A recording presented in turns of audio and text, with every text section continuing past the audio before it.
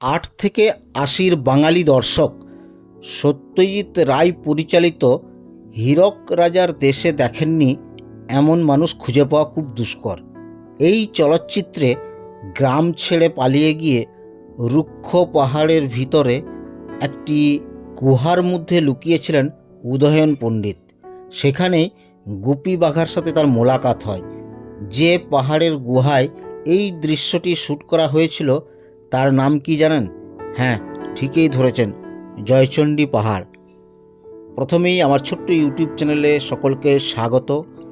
আজকে এই জয়চণ্ডী পাহাড়ের বিষয়ে ভিডিও বানাচ্ছি। জয়চণ্ডী পাহাড়ের সম্বন্ধে সমস্ত তথ্য জানতে হলে আমার এই ভিডিওটি শেষ পর্যন্ত দেখুন। ভিডিওটি সম্পূর্ণ দেখার পর ভালো লাগলে লাইক, শেয়ার ও কমেন্ট করে দেবেন এবং আমার এই চ্যানেলটিতে যদি নতুন দর্শক হিসাবে এসে থাকেন তাহলে অবশ্যই চ্যানেলটিকে সাবস্ক্রাইব করে সাথে থাকবেন। তো এই দেখুন, আমরা জয়চণ্ডী পাহাড় যে স্টেশন, সেই স্টেশনে আমরা পৌঁছে গেছি। জয়চণ্ডী পাহাড়ে পৌঁছাতে হলে প্রথমেই আপনাকে হয় আদ্রা স্টেশন নতুবা জয়চণ্ডী যে পাহাড় স্টেশন রয়েছে সেখানে নামতে হবে। সেখান থেকে নামলে আপনি জয়চণ্ডী পাহাড়ে আপনি টোটো বা অটো করে পৌঁছে যেতে পারবেন।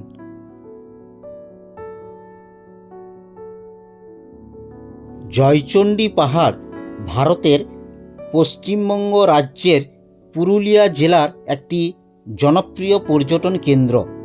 এটি রঘুনাথপুর মহকুমা শহর থেকে 2 কিলোমিটার এবং আদ্রা শহর থেকে 4 কিলোমিটার দূরে অবস্থিত।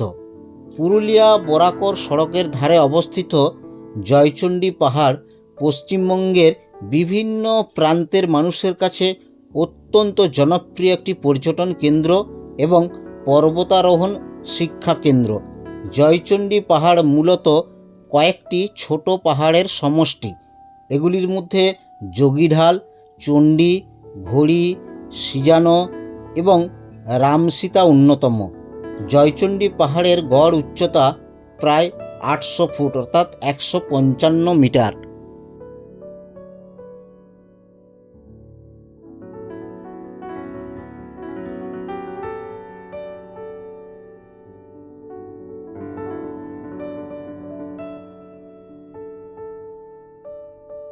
জয়চণ্ডী পাহাড়ের পাদদেশেই রয়েছে নন্দুয়ারা নামক একটি আদিবাসী গ্রাম।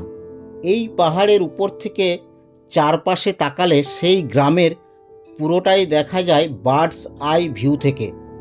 সেখান থেকে পাহাড়ের ঢালে সূর্যাস্তের দৃশ্য দেখলে তা আজীবন মনে রয়ে যাবে।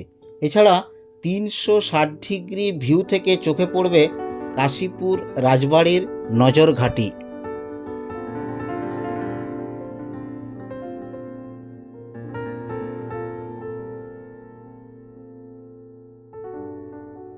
পশ্চিমবঙ্গ তথা ভারতের পর্বতারোহীদের কাছে জয়চণ্ডী পাহাড় একটি অন্যতম প্রধান পর্বতারোহণ শিক্ষা কেন্দ্র বা রক ক্লাইম্বিংয়ের জন্য বিখ্যাত।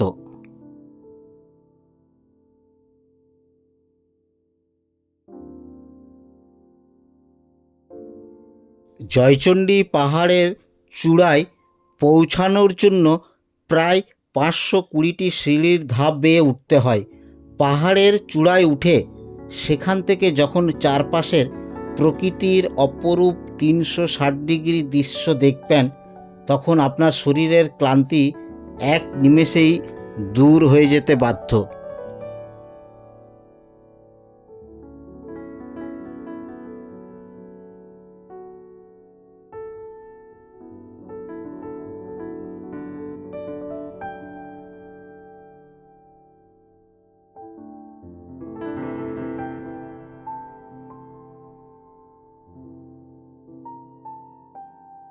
পাহাড়ের উপরেই রয়েছে একটি সুপ্রাচীন ওয়াচ টাওয়ারের ধ্বংসাবশেষ। শোনা যায় সেই ওয়াচ টাওয়ার থেকে নজর রাখতেন কাশীপুরের রাজার সেনারা। কথিত আছে বহু বছর আগে জয়চণ্ডী পাহাড়ের গুহায় আশ্রয় নিত দুর্ধর্ষ ডাকাত দল। পূজা দিয়ে সেখান থেকেই ডাকাতিতে যেত তারা। সেই আমার ভিডিওতে সেই ওয়াচ টাওয়ারের দৃশ্য আপনারা দেখতে পাচ্ছেন।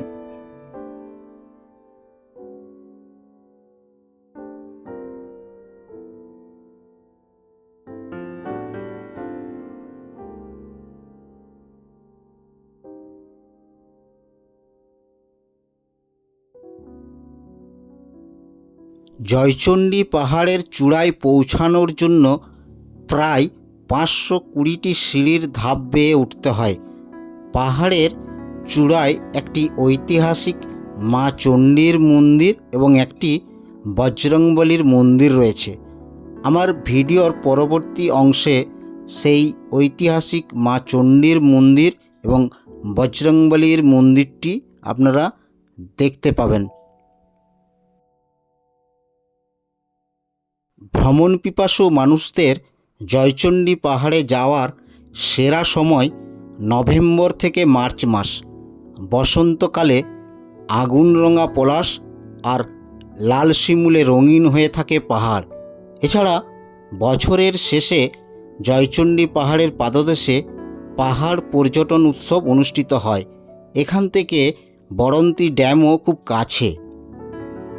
এরপর আসি এখানে পৌঁছাবেন কিভাবে।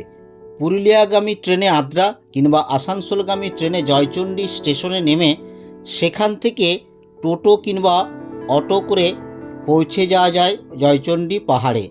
হাওড়া দিক থেকে যদি আসেন তাহলে আরণ্যক, রূপসী বাংলা, পুরুলিয়া কিংবা চক্রধরপুর এক্সপ্রেস ট্রেনে এসে আপনি আদ্রা স্টেশনে নেমে সেখান থেকে আপনি অটো ধরে পৌঁছে যেতে পারবেন এই জয়চণ্ডী পাহাড়ে।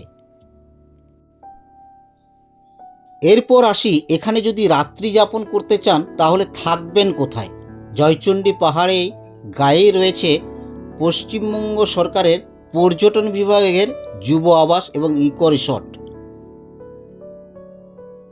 এখানে থাকতে হলে আপনাকে অনলাইনে তাদের ওয়েবসাইটে গিয়ে বুকিং করে যেতে হবে। এছাড়া আপনি আদ্রা কিংবা রঘুনাথপুর শহরে বহু বেসরকারি হোটেল, লজ ও রিসর্টও পেয়ে যাবেন।